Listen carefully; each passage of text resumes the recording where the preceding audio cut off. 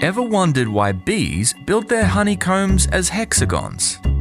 And the answer is because it's a way to minimize the amount of wax that they use to construct those hexagons, but maximize the amount of honey volume that they put inside.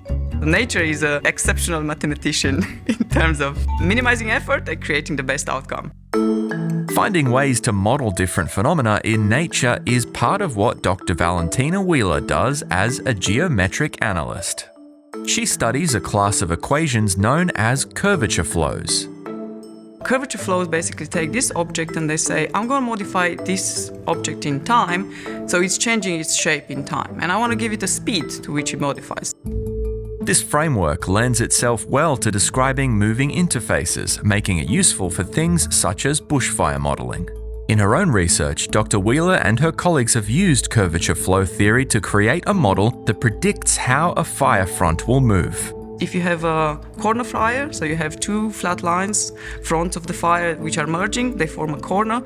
At this corner, the fire will develop into a jump. So the speed of the fire in the corner will be, I would say, increasingly bigger than the one on the flat sides. And this type of jump behavior is similar between fire fronts and then curvature flows. This isn't the only application that Dr. Wheeler is exploring. She's also looking into collaborations with biologists to model red blood cells in patients with spherocytosis, a disease where someone's red blood cells are spherical instead of disc-like. If somebody can understand the cell and why it becomes and when it becomes spherical, then we can create targeted drugs. And that will be something that you can bring in a team of biologists and work together with. We can tell you when these blood cells become spherical based on the parameters, which you can control. Finding these applications for pure mathematics isn't always easy and could take decades or even centuries. But Dr. Wheeler says it's the pursuit of fundamental knowledge that motivates her the most.